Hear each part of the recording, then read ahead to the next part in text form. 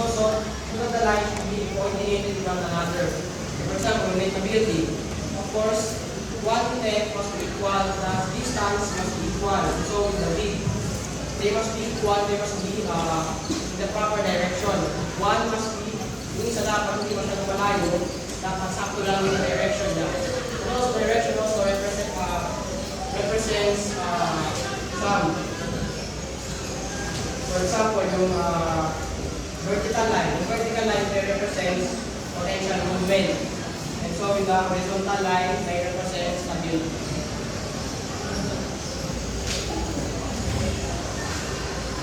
The location. The line plays on the pictorial plane is another relevant factor to consider. So, kapag nagawa tayo ng art sa gawan paper, the location ng lines is very also important. Although,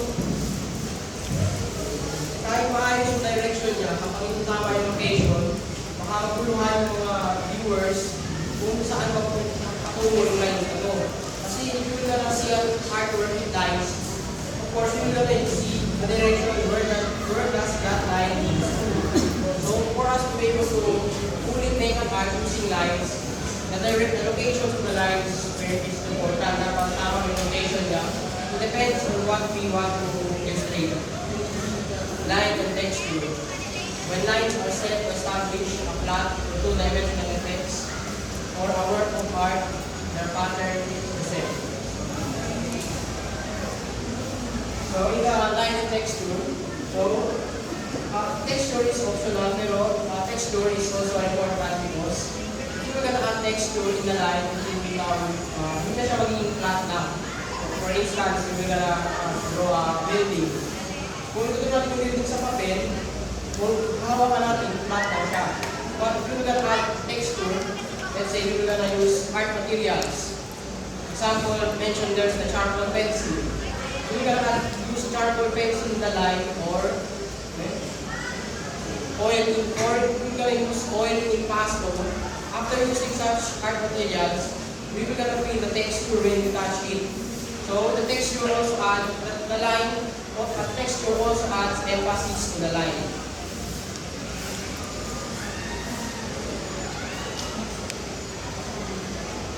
Line and color. There are wide creative possibilities when color is established in line. The color itself, as it is established on an available flat surface, like paper or canvas, pencil, yes, other physical properties of line. So, because we are making an art, of course, we need to color it. And for the line to be more beautiful, we can add color. So there are wide possibilities when we add color. For example, if we want to make a sea, of course, we're going to use the curved line. For the readers to understand that it is a sea, we can add baby blue or sky blue colors to understand the illustrations behind it.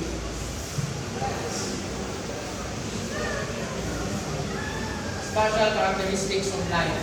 The control of spatial component found in the physical properties of line is always on the author. So, in the spatial characteristic, it is para overall lang siya. It depends on the artist how we fully utilize the space in the sample on paper.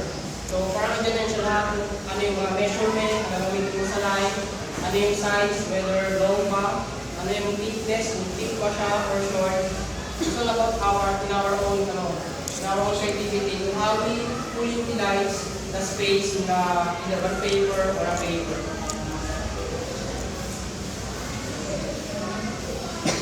Line and representation. In representation, line will be perceived objectively or subjectively. When line is perceived objectively, or varied roads are essential both abstract or realistic levels. Ideas and emotions is translated in line. So parang kanina lang yun, so line also, it's not just about line, it also has representations. So one example lang yung information kanina sa horizontal lines, which represents calmness, that is calm at the subjective level. While in the objective level, one good example is the architectural design. Sa architectural design, ginamit ng architecture yung line. Pero yung main purpose niya doon is to convey the structures of the building. So parang mayroong purpose talaga yung sa objective. Well, the subjective depends on how we react to the symbols of the life. So next, we will proceed to the shape. Now, I will proceed with shape one. Now, circles, squares, and triangles are some convenient examples of two-dimensional shapes that determine shape. Now, in a while ago, as he talked us about what is line, we talked about the significance of shape in creating an art. Now, I have seen an interview of where Serbion describes the shape of the design in the boat of Zamboanga. So he was describing on the edges, those triangles. Those triangles say that the ocean, which makes the transportation on how Zamboangueños would design their boats. So they would design it in a triangular shapes and with some horizontal lines there. And now the fact that shape and forms are very significant, especially when creating an art. Because before we finalize our ideas, we first begin with what shape do we want. Especially for the head, we use the circle shapes, and with the hips of the character, we will use the triangular. I actually used to sketch and would use those different types of shapes to create an outline for my art. So with those shapes, they are very, very absolutely significant. Without shapes, you cannot start an art. You cannot start an idea of creating an art that is, going to be beautiful. Now, while spheres, cubes, and pyramids supplies total volume and texture are examples of three-dimensional surfaces identified as forms. Now, with shapes, we can talk about the Egyptian pyramids where they use strictly the pyramidal or the triangular type of shapes because they are more easier to form than boxes. That was those ancient times where a lot of like the Aztecs and the Mayans they would use for their structural triangular shapes commonly. Thus, the said principles share responsibility for creating the perceived balance in the field, achieving focus for elimination of humanity with direction and configuration, relation between harmony and variety, constant spatial standard. Now, there was this an art which it was an art on clothing. The textures of the clothing which we see that in batik, it was an Indonesian type of art, batik, where they would use different types of shapes, literally a lot of shapes to complete the art of batik. But when you look at it, there is no such thing that makes you messy. It doesn't look messy at all, despite how many shapes was actually put there. The batik form of art gives us a dynamic and complex type of shapes or styles. And it gives a lot of significance on how Indonesians give a lot of effort on designing their clothes. Just as we talked about how Zamboangueños design their boats, the waves of the front of their boats, and how Indonesians back then would design their clothes, it's the same thing. They would use shapes because shapes are absolutely fundamental in creating an art, whether it is architectural, for their clothes, for their whatever designs, and especially for beginning or creating an art. So, next one. And now, picture frame as shape. Curves or shapes are grouped or creatively provided boundaries around the plane. Now, with the picture frame as shape, we can actually go towards an Oprah's museum, where they have an art in the center and they have the picture frame. The picture frame actually gives us, that makes the art more in order. Because of that shape that is within the art, it makes the art in the center more ordered and organized. When it is organized, there is no boundary, there is no such thing looking like a messy or like terrible, or ugly disorganized type of art. Because we can create picture frames. We create picture frames, or we put picture frames as the idealized style to put the art. Curves or shapes. Now, here we have the color, which is the Eva Garcia. Thank you so much. Color is an element of design where human beings are most sensitive to. It affects our senses according to its color in a direct manner.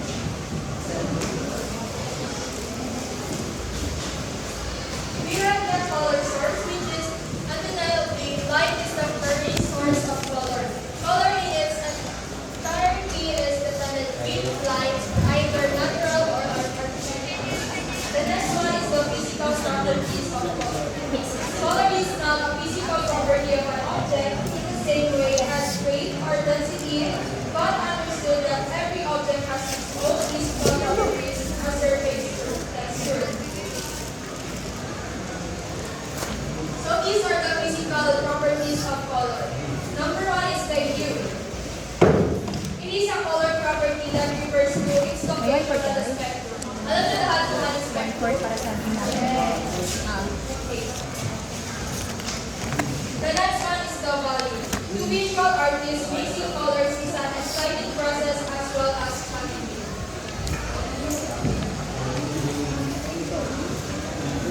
Value is the quantity of lightness and darkness of a color in a given area. For the sake of simplicity, let us start with the hue of yellow, reflecting a large amount of light, while violet reflects a small amount of light. Moreover, each color under the same amount of light reflects. For example, for this, we have the light and the dark.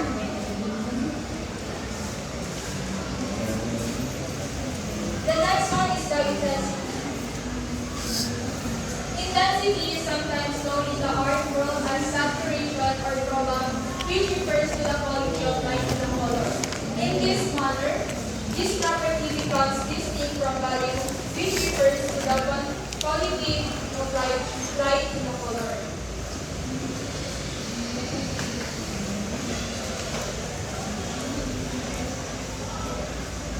So we have the neutral. Some objects are in black, white, or gray, which do not appear in any of the color in the spectrum band. There is no color quality to speak of except in terms of value, which is reflected from them. Usually, neutrals evident in any color. Maybe not then. Next is the warm and cool colors. As commonly known, colors belong to two fundamental groupings, warm and cool colors. Warm colors are in use of red, orange, and yellow, possessing longer light wavelengths and thus are often connected with sky, water, and forest. Wait lang. Makita nyo? Makita nyo? Yes. Nasa puso. So, ito yung dito sa warm. Usually, mga dark. Then, the cool colors, usually mga green.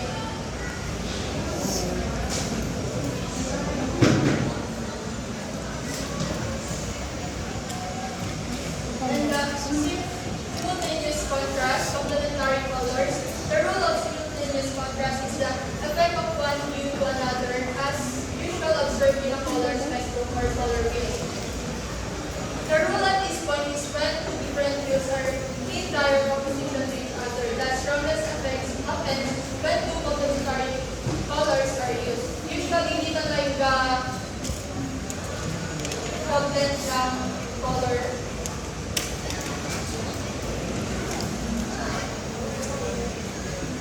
We have the primary colors.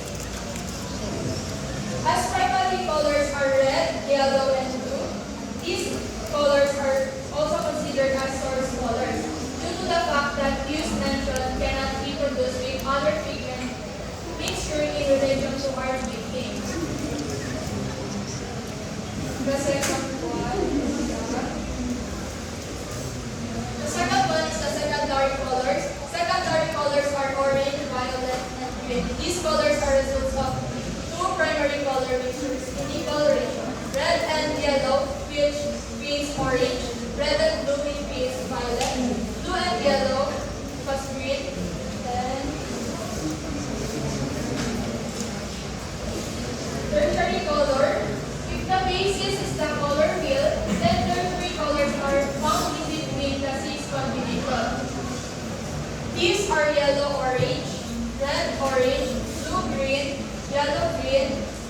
violet, and blue-violet.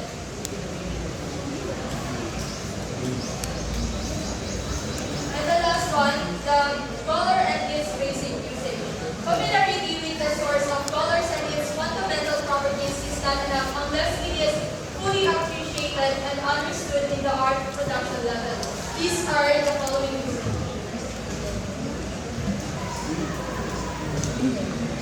Number one, color is utilized in creating a spatial quality in a pictorial field. Number two, color may create mood, such as aesthetic, artistic, emotional. The number three, color serves as a vehicle in expressing individuals' emotion and feelings.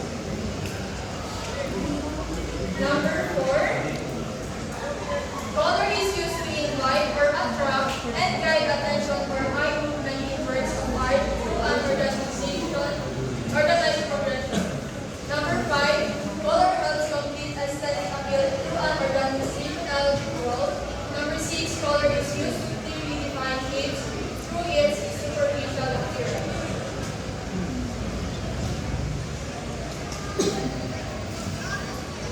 May pasok po kaya about sa color?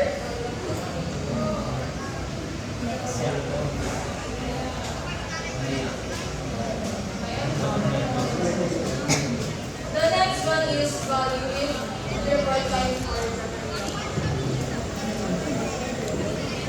Let's move on to value.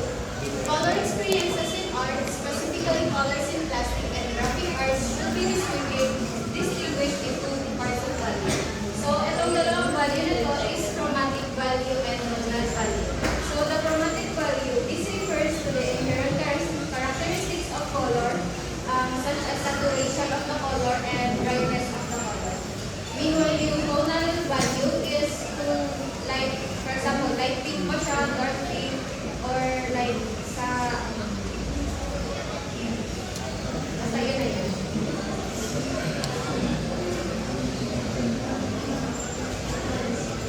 So, for value and its relation to other elements, investigating its integral parts should consider the relationship with other elements of design, such as line, color, texture, and shape. So, when investigating the role of color in its integral part, color is rarely experienced in isolation, and its impact is interconnected with other components, such as color and form, color and texture, color and space, color and balance, color and contrast, and color and motion.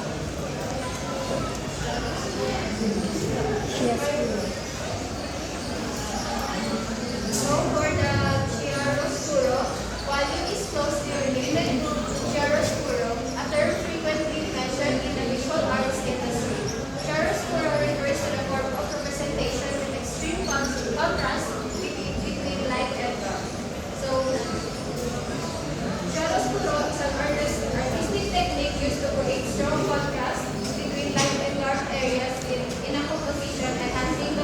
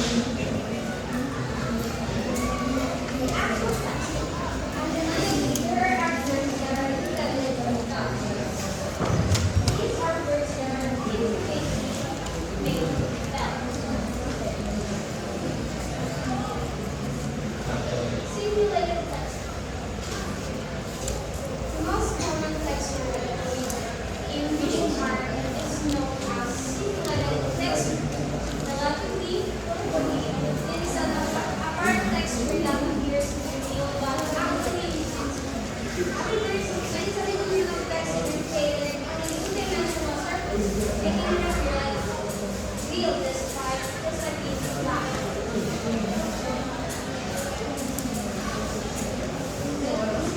Lebanese texture. As such, texture will be treated more as a temporary rather than a naturalistic quality. This particular quality is often seen as biomorphic subject or art and the artist is smooth.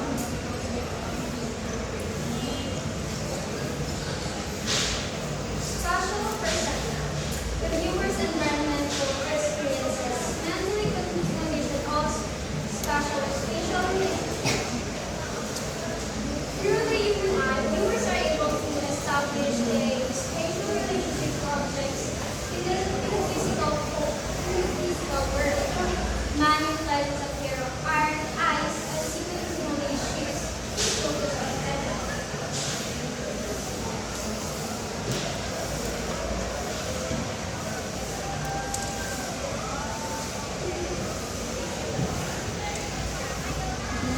Types of space. Relative art. There are only two types of space available.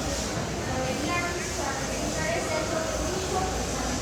One is according to spatial conception and passive structure.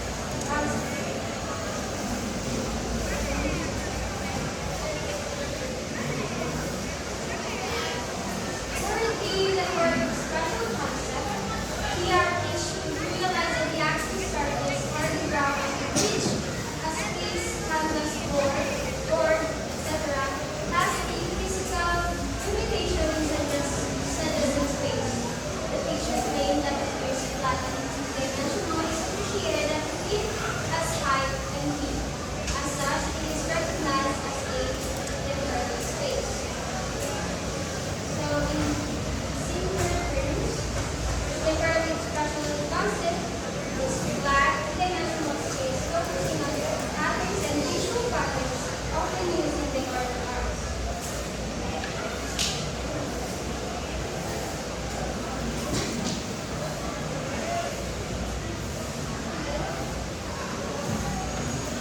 Passive spatial concept. Space of physical or material world is a last source of human experience that is always the basis of man's spatial ability. Man's observations parallel to be explores in pictorial way because plastic. It means plastic spatial concept means the three-dimensional space used in arts create depth and achieve through spatial techniques like perspective and size. Methods of spatial thinking. These methods are artistic approaches which have been in practice for centuries to achieve in the effect of space.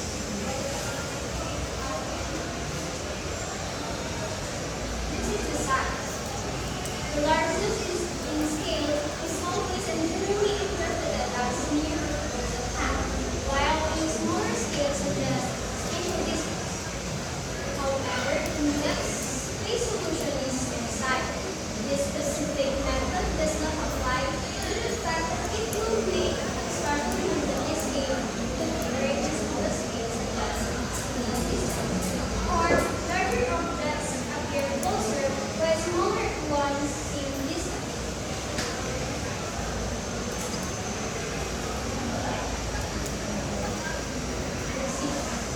Horizontal lines are automatically point of reference for eye instead of pictorial field. Thus, the position of the object or subject in the picture plate indicates nearness, or the horizontal line indicates nearness.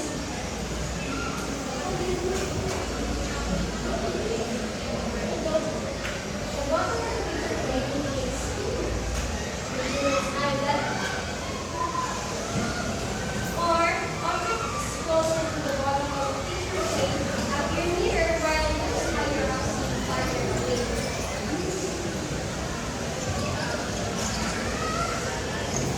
Overhead.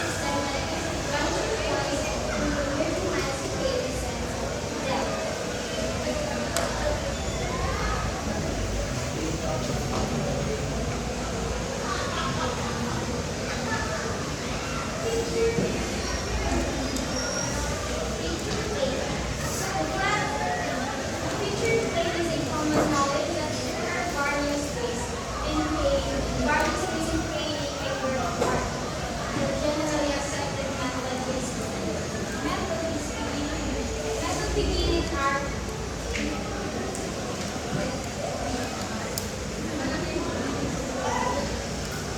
flat surface is known to be Argus' picture where the image seen, whose images and subjects are to be translated into current planes. The said plane becomes the ground and movements in front, behind, and in front of the plane.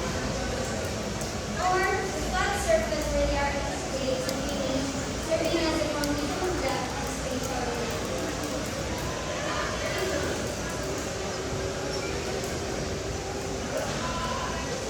Next is picture frame. A picture frame, by definition, is the outer boundary of the ground superficial plane. Establishing a picture frame is frame, where space starts with the picture frame's edge and its source, will be affected by it.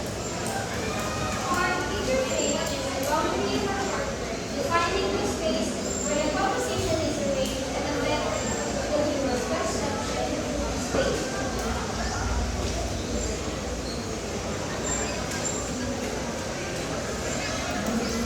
Positive and negative space.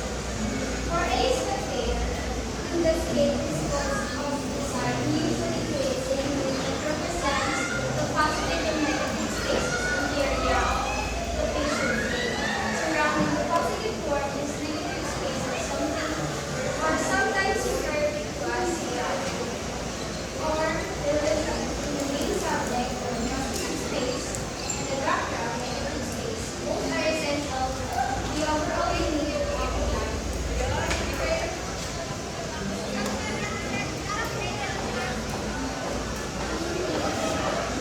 So that is our stand-up group part.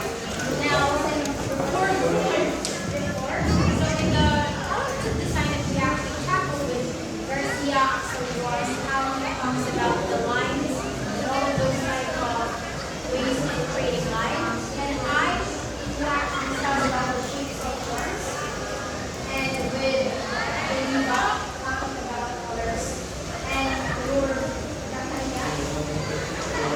tackles about the line and how she tackles about the spatial and text. Here actually are many ones asked questions about our reference. Is there any questions?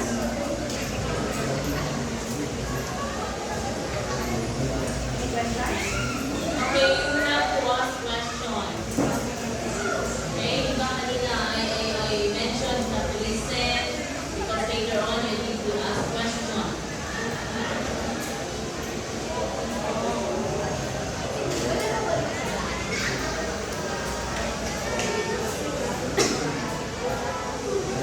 Okay, so you already raising your hand.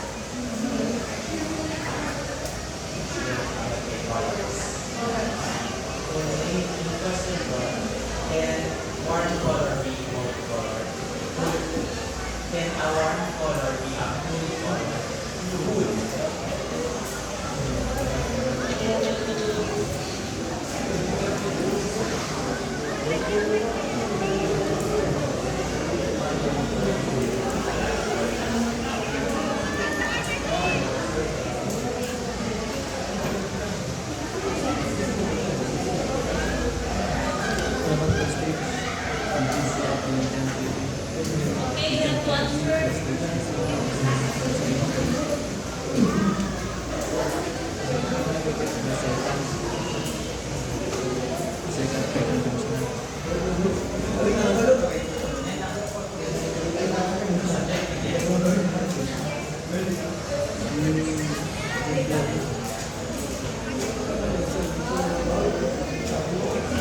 Those scenes, warm colors represent something like hot, sunlight, while the cool colors like the skin.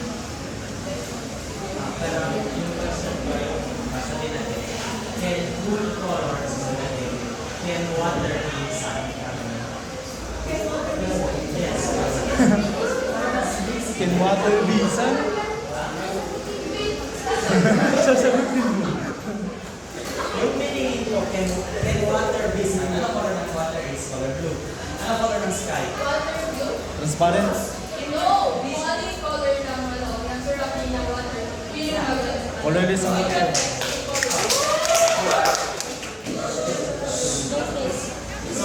So anong color ng tubig na nakikita natin dito sa paper? Like ito, sabihin natin na Color blue kasi yung Black pa color ng sky is blue. It reflects it to the so color blue ka. so ang water, ano siya? Cool or warm? Cool. Hindi mo nakita yung pinakita mo color. So ang water, color ng water is blue, which is cool. Then, ang sky, color ng Manila. Warm na siya. So can warm color be a cool color or can cool color be a warm color?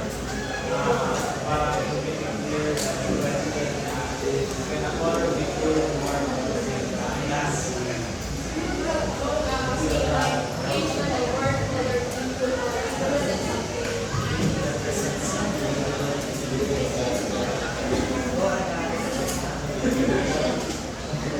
Mayroon din sa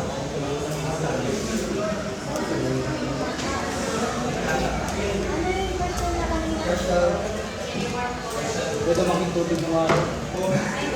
Try ko rin sagot yung question ni Rob. Kami nang buwan. Ano ko sa lang? Hindi, alam ko Okay lang. lang po, ma'am. May idea lang po ako, ma'am. Can warm colors be a cool colors po? So I think, pwede siya. For example, yung colors, imimix natin. Mixture of colors. Tapos, magiging another color yun siya, di ba? So, pwede siya maging Dili. like, meron like, Bagat ko sa complimentary colors. just my own idea, guys. Like, pero like, if i-mix mo siya with the other colors, I think there's a possibility that it will become a cool color. Kaya siya sa ano, fine art. Okay. So what's your answer? How are you going to explain that?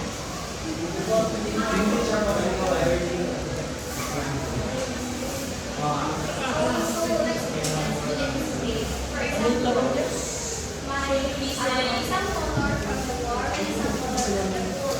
Then we mix ang dalawa. So, ang halaman na iba magkakaroon ng bagong color. Ang bagong color is with sour, no, or something.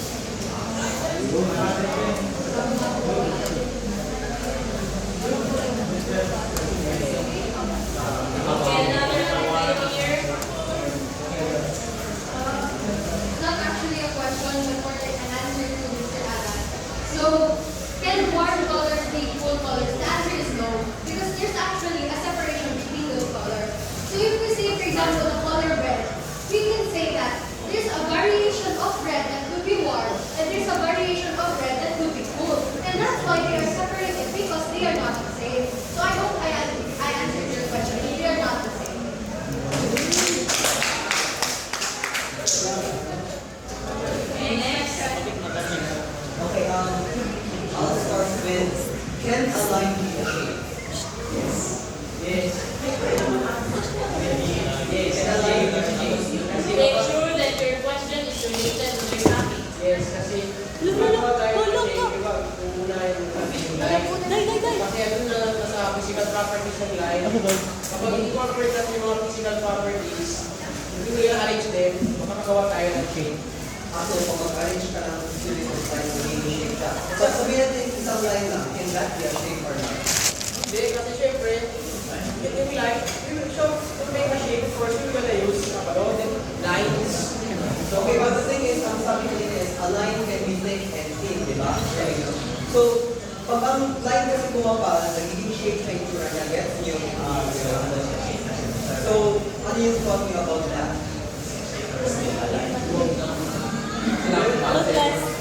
Like for example, kasi line, di ba? Gawin ako ng line na yan. That's a line. Pero pag bumabal kasi siya, can that, is that still a line or shape na siya? Kasi bumuo pa siyang rectangle. Diba? Line pa rin siya kasi kapag walang space eh. So, line pa rin yun. Kung nag-drawing ako ng ano dyan, sa whiteboard ng line siya. Pero pag pinakapal mo yun siya, at what point siya magiging shape, at what point siya magiging line. Magiging shape siya kapag yung ginawa mo na thick lines, mayroon straight talaga siya, yung shape straight talaga, ha? Meron talagang Ang line na nagdodrawing ko, hindi siya shape. Ganun lang ang nagdodrawing ko. lines lang siya, lines na kasi hindi klaro yung shape, hindi siya ma-identify kung rectangle ba siya or triangle. Okay. Next question. How does line become subjective? Naging subjective line kapag yung lines mayroong representation ng emotion. For example, sa horizontal. Yung horizontal kasi ganyan lang siya. So, it represents calmness.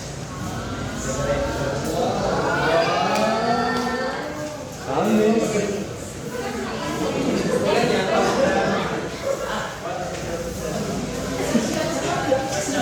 So, sige mo about sabi mo sa line na yun, sabi mo creative.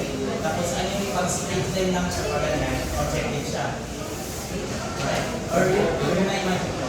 Yung about sa line na objective, Hindi, yung objective kasi, objective level siya kasi, yung draw mo gamit ng lines, klaro na building. So, may interpret ng mga viewers sa building kasi klaro naman ang building. Wala siyang, unlike sa subjective, na mayroong emotion. Doon, building mo lang makikita. So, para may interpret mo na building, sunod kaya sa canvas sa objective. Kasi mayroong topic na gusto yung artist na i-express niya sa mga viewers. Yun na yung pag-draw ng building. so yung objective line na yun, nakikita ba yun sa reality line? Yes. Yes, example. Like, dito tayo sa example. So, magagawa mo ng gano'n, pag lines gamit yung bintana. Na hindi nakagawa ang tulong na lang ng line. Yan o. Kasi gawa mo yan sa lines, di ba? Kung gawa ka ng door, siyempre may building ka. So, para sa'yo, yung line na yan, pwede makita sa subjective or objective. Pwede siya may objective, depende sa kung ano yung cover ng door. Di ba, straight line siya. So, horizontal, it represents sa mga calmness, ganyan lang siya. So, ibig sabihin, dumaan to sa diyan at tama pa rin siya. Depende kung kaya subjective. Subjective. Okay, so it's not. Not need to focus only the example. Okay. Napunta sa biyero. So, the more, As stated already, there are two types of space. What is the main difference between a product space of concept and massive space of concept?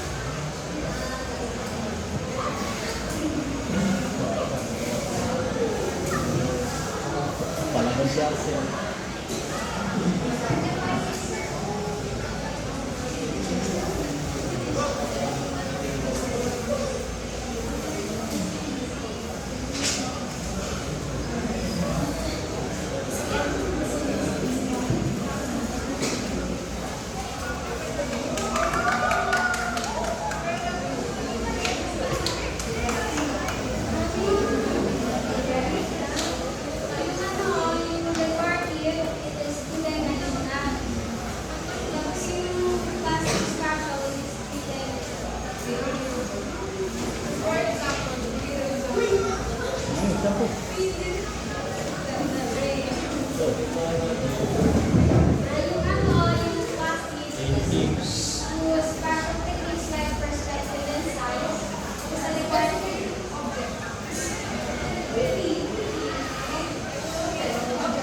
Example lang. Next question.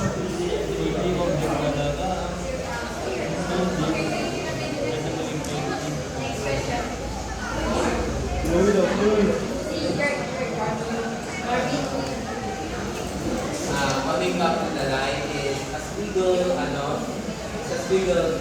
considered as a line. Depression na yun, hindi na yung canvas. Hindi na canvas. Meron daw being played as accent.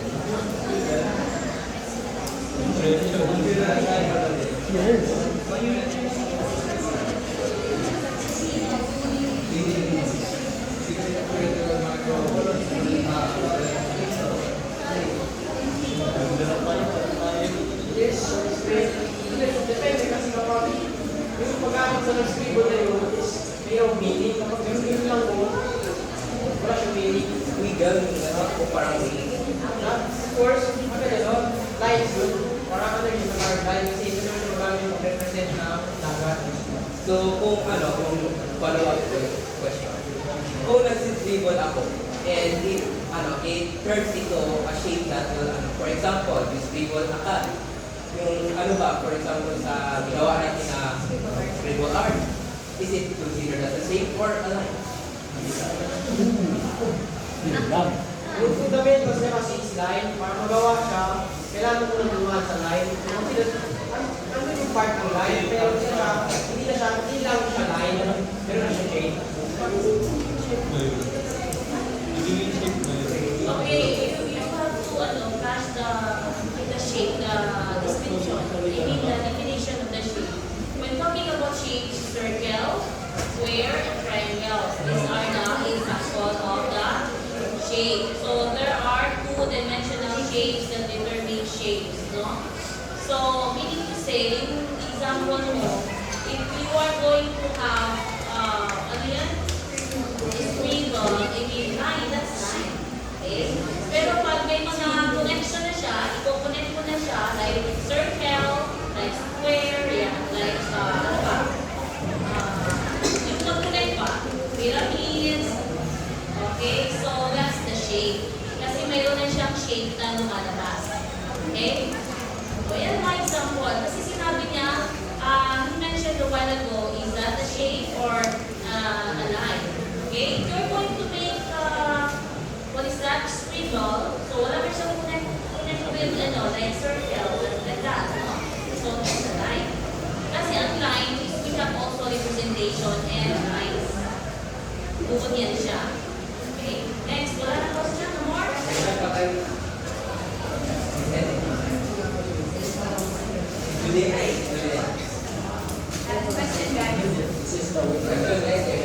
Si ano.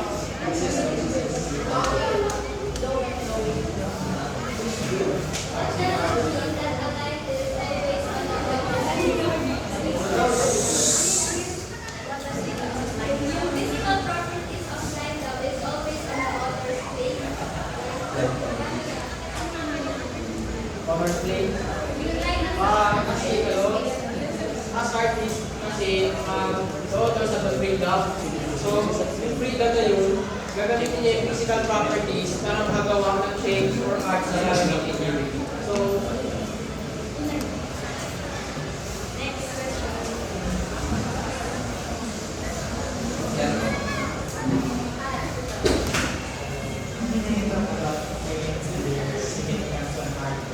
Diba you talk about how an artwork, you talking about shapes, lines, or an artwork. Example, frames. You talk about if an artwork is a frame.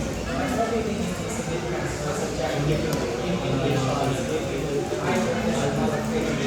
Ano yung application ng frame? Diba kanina yung talk about shapes, lines, example, may shape or frame siya.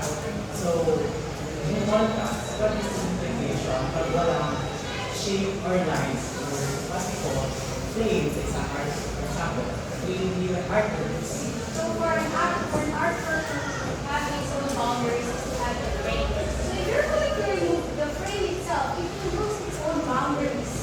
Okay? And if it's a boundary, then take away the art there. And the picture frame serves as the boundaries to get the art in the center. We have the picture frames. The shapes of picture frames can be varied. They are stylish, okay? And most of the time, picture frames are all in rectangular, big gallery or putting art there. Pero I'm talking about in artwork, hindi siya poetry. I'm talking about one artwork is creative. That's not how the frame or shape. Ano yung implication niya? So if it's a creative art, consider the fact that, of course, shapes of forms are can be based on creative art. And the fact that picture frames, I think I actually saw an example there in YouTube where there is actually a frame despite that the artwork was actually not creative. Because most of the time, there are only picture frames when the artwork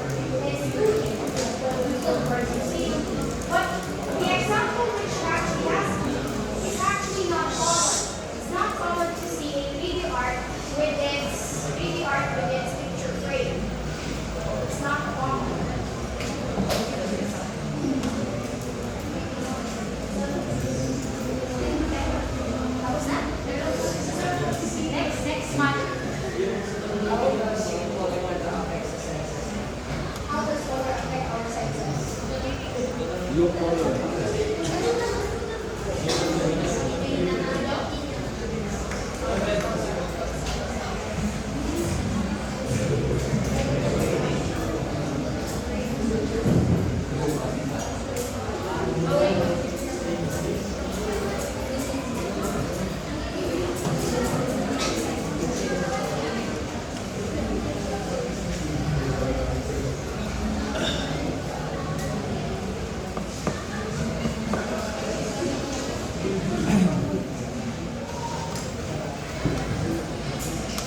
Sabi sa papel. Sabi sa papel. Isa ba? Sa papel. Diyan lang.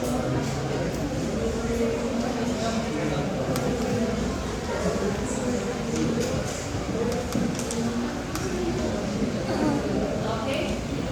What's the last question? Meron ka ma'am dito ma'am. Kasi we need to also,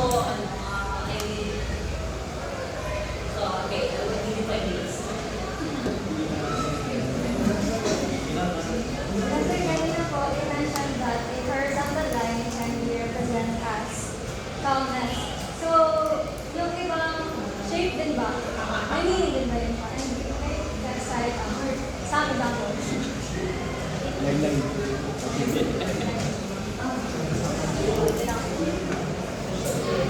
Also, we were asking about the shape.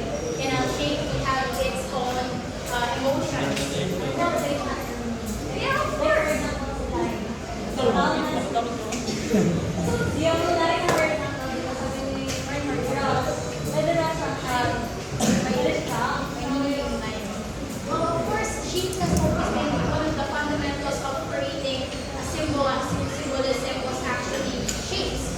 So when you look at what I gave examples a while ago was the batik and also the Buanggenyo design and how they design their roads. They use the triangular shape as edges for the oceans, the waves of the oceans. And that in itself, you see the symbolic meaning of the shapes. And when you look towards the Indonesian batik, how they actually prepared to create more shapes, creating more shapes there.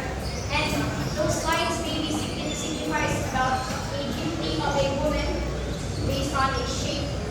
And you can see the harmony there when it comes to symbolizing shapes. Shapes are especially in the Asian times, shapes are used for symbolize.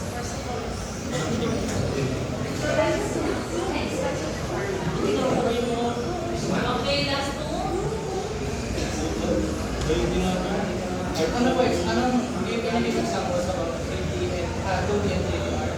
And how can you identify a 3D art? That is to get your topic. What's the spatial, spatial evolution? Okay. 2D and 3D.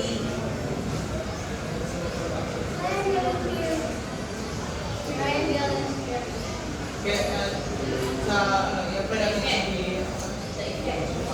i-apply natin sa art. So, I've been an artist, so yung nakagawa naman ng semi-realism and realism art. So, can that consider 2D or 3D? Realism, like, realism or semi-realism. Kasi since animes are considered as 2D, then yung filament, siguro rin siya parang Parang yung bola mahulog na dito sa fixed elements. Hindi tayo. So, sa art, realism talaga yung details and every intricate details sa face. Can that consider 3D? If that art would express 3D, parang na-feel mo yung 3D ng vibes ng art, of course it is 3D. And if you look,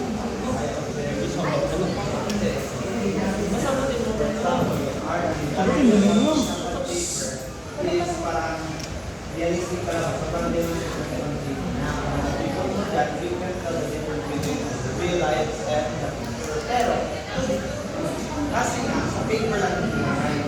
In order for something to be created, you have to have length, width, and depth. Yung 2D like na meron siyang length and width. Sa inawan, you have two-dimensional element siya.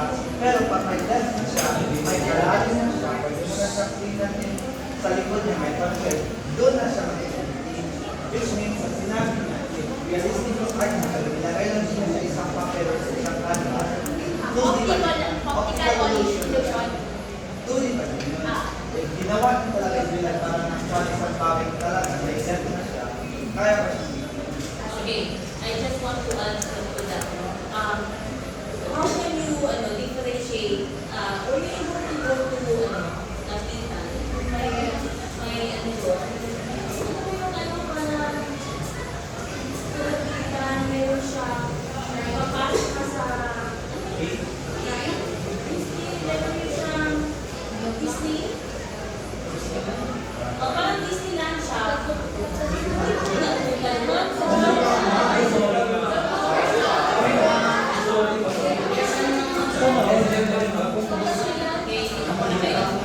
Because I was able to okay, manood kayo dito sa video. Pasok mo, talagang realistic pa. Nakita mo, ganun ka, makakita, nakaupo ka lang, pero parang feeling mo, tumatakbo na yung sinasakyan nyo. Kaya yun yung I was also, pumunta din ako sa Disneyland sa Hong Kong. So, same thing, mas advance sila doon, no? Parang nalagay kasi nila doon 3D. So, every time na upo ka, parang may tubig dito sa side, na, oo, pero ang nila is 3D daw yun, and then feeling mo, lumilipad ka, ganyan. So, yun, parang it's really, realistic ba? Parang mabili mo talaga na nilagay nila ang TV, parang feeling mo na sa level ka na may mga tubig-tubig ganyan. Akala ko na mapunta pa kayo sa Dapitan. Dapitan, mayroon din siyang, mayroon siyang gano'n, na parang is realistic ang kasi you're talking about 3D and 2D. Actually, yung kanina example, kasi sabi naman niya na description mo? Sinabi mo? Kasi nag-drawing daw siya. So, actually, kung makita mo talaga ang picture na parang real, di ba may mga gano'n, mga artist, makita mo real siya. Pero, thinking mo na 2D lang siya kasi depends upon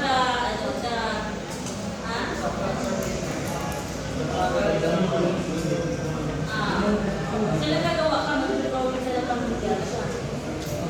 So, ganyan, no? May expert pa rin siya sa mga ganyan. Okay, anyway, that's all. No more question? Okay, huwag naman niliban natin ang group 4. Okay, na yun. Sunod na si Axel eh. Okay, clap your hands for group 4.